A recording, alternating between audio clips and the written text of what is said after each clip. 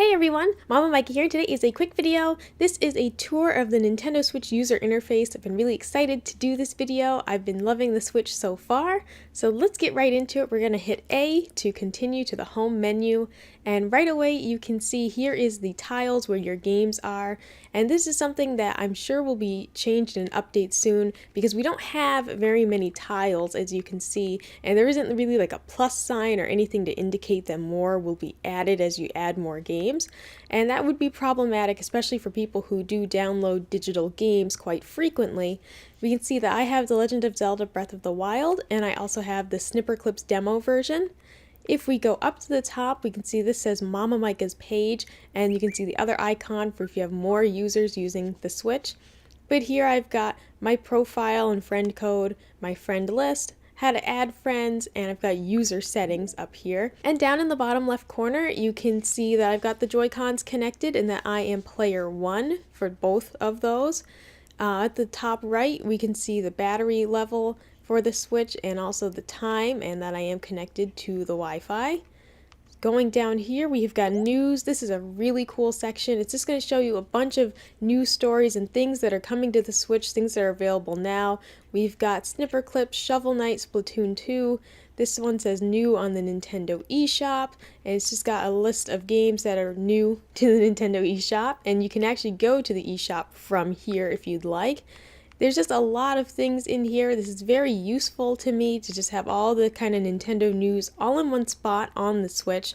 And just to see those little news stories, I think it's a really neat feature, and I hope that they continue adding things into here. So now we can go right over to the Nintendo eShop. You select what user you're going to be going in as. I really like the orange splash screen because that is my favorite color. Okay, it is going to have you enter your password before you go into the eShop because you will have your payment information linked to your user account, not overall for the Switch. So I'm just going to enter my password and I'll be right back. Okay, so now we are in the Nintendo eShop. We've got these different tabs here. We have recent releases, we have coming soon, and that loads right in. And then we also have enter code, enter a Nintendo eShop prepaid code or download code. Like if you bought the Breath of the Wild expansion pass, this is where you'd enter the code for that. So this is great. I really like how it's sectioned out with recent releases and then coming soon, so you can keep an eye on games that will be coming out eventually. And it does have the release dates for these games. For this one it says, TBD, but for these ones it does give you the release date so you can keep track of what's coming out in the near future. So going back, we're just going to hit close. And now we're back to this screen. Going over, we have got album. And this is going to be pictures that you've taken inside of your games. So I've been playing Breath of the Wild, and so I've been taking a few screenshots while I've been playing that. And it says over there editing and posting. So there's a few different things that you can do with your photos. And just looking at a couple different ones here. It has some really great shots in Breath of the Wild. If you've been playing that, this game just looks fantastic, and I've really enjoyed playing it.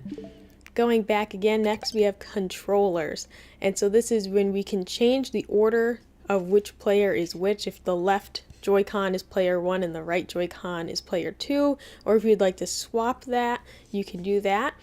And then you can also pair new controllers, and then we can go back by hitting close. Over here we're going to have system settings, and this is going to be, we've got health and safety up here so that they give you the information of health, safety things, and also how to contact Nintendo at the Switch help website there. Airplane mode, we have got screen brightness, and these are settings that are for the Switch tablet mode, so those can't be configured while I'm in TV mode here. But then we've got screen lock and different settings here. Parental controls, internet settings, data management, users, the Miis, you can create and edit your Miis, Amiibo, themes are down here. I like the basic black theme. The white theme I think looks cool, but it's just way too bright. But I do like the black theme. I think it looks really cool, especially with the kind of the teal and blue accents. Next we have notifications. You can turn on and off. We have our sleep mode settings of how quickly or how slowly you want it to go into sleep mode. controllers and sensors. We've got a whole list of things you can do down here. TV settings, and then we have our system settings way at the bottom. So a lot to play around with in here. And then lastly, we have got sleep mode, and you can either turn it off in sleep mode or not. You press the home button on your controller to wake it. So it's really fast to go in and out of sleep mode. It wakes up very quickly. It's fantastic, actually. I'm very impressed with that. Okay, so that has been a quick tour of the Nintendo Switch user interface.